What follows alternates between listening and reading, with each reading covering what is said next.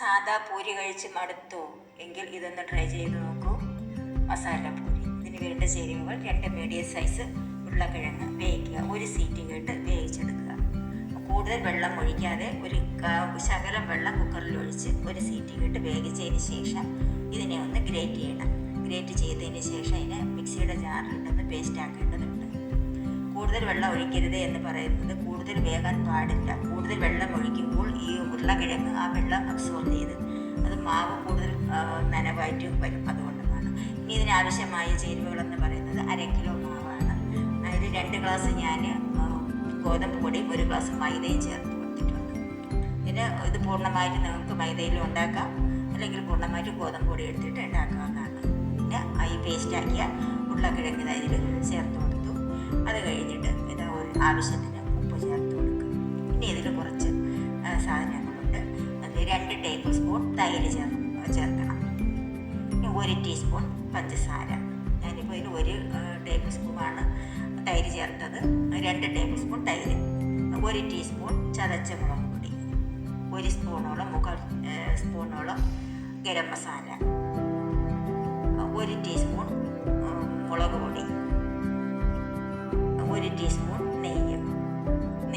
നെയ്ക്ക് പകരം നിങ്ങൾക്ക് എണ്ണ ചേർത്ത് കൊടുക്കാവുന്നതാണ്. ഇനി ഇത് കുറച്ച് സാധനങ്ങൾ ഇതിൽ വിട്ടുപോയിട്ടുണ്ട്. ഇതിലിപ്പോൾ ചേർത്തിട്ടുള്ളത് 1 പിടി മല്ലിയില, വിട്ടുപോയത് 1/2 ടീസ്പൂൺ ജീരകപ്പൊടി, 1 ടീസ്പൂൺ കസ്തൂരി മേത്തി, ഇത് 1/2 ടീസ്പൂൺ മഞ്ഞൾപ്പൊടി ചേർത്ത് കൊടുത്തിട്ടുണ്ട്. ഇതെല്ലാം കൂടി മിക്സ് ചെയ്ത് ശകലിച്ച വെള്ളം തളിച്ച് കുഴച്ച് കൊടുക്കാവുന്നതാണ്.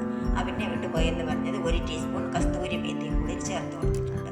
മല്ലിയില തണ്ട് പാടില്ല, അതിൻ്റെ ഇല മാത്രം നുറുക്കിയതിൽ ചേർത്ത് കൊടുക്കുക.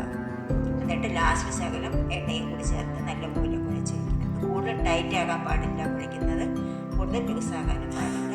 ഒരയഞ്ഞ പരുവത്തിൽ കുഴച്ച് വെച്ച് 1 അരമണിക്കൂർ റെസ്റ്റ് ചെയ്യാൻ വെച്ചതിന് ശേഷം വീണ്ടും ഒന്ന് കുഴച്ച് അതിൻ്റെ കായുമെല്ലാം കളഞ്ഞതിന് ശേഷം ഇറങ്ങിയതിന് ശേഷം ഇങ്ങനെ ഉരുളകളാക്കിയതിന് ശേഷം ഇതേപോലെ ഒരു ചപ്പാത്തി മേക്കറെടുത്ത് ഓരോ ഉരുളകളായിട്ട് വെച്ച് ഇങ്ങനെ പരത്തേണ്ടതാണ്. നിങ്ങൾക്ക് എത്രയാണ് ഷേപ്പ് എത്ര വേണം അതനുസരിച്ച് പരത്തിയെടുക്കുക. ഒരു ചീനച്ചട്ടിയിൽ എണ്ണ ചൂടായി വരുമ്പോൾ ഇതിട്ട് നല്ലപോലെ ഇങ്ങനെ പൊളിച്ചെടുക്കുന്നതാണ്. ഇതിന് വേറൊരു കറിയുടെ ഒരാവശ്യവുമില്ല. ഇത് ചൂടോടുകൂടി വെറുതെ ഇങ്ങനെ കഴിക്കാൻ തന്നെ ടേസ്റ്റാണ്. പിന്നെ സോസ് കൂട്ടി നമുക്കിത് കഴിക്കാവുന്നതാണ്. നല്ല അടിപൊളി ടേസ്റ്റാണ്. എല്ലാവരും ട്രൈ ചെയ്ത് നോക്കുക. വീഡിയോ ഇഷ്ടപ്പെട്ടാൽ ലൈക്ക് ചെയ്യുക, സബ്സ്ക്രൈബ് ചെയ്യുക.